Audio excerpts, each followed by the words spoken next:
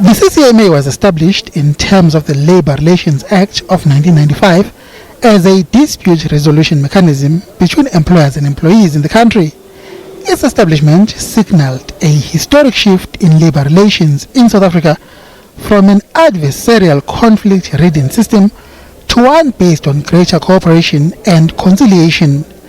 But now that may be in grave danger as its budget is set to be halved by 200 million rand a year beginning next month, the beginning of the new financial year.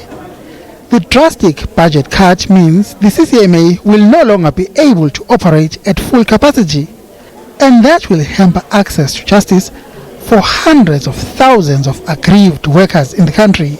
The people who access CCMA, they're mainly workers, and a lot of them are vulnerable workers, and the budget for the CCMA has been gutted heavily.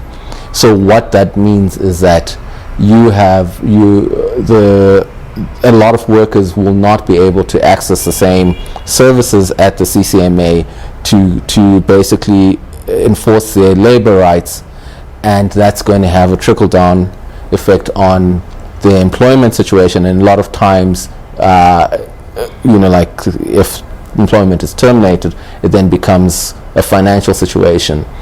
And when the way you assess your budget then assesses who you're prioritizing in society, and a lot of times the people who are deprioritized are, to be frank, your people of color who earn the least by depriving them of the institutions that are meant to protect them.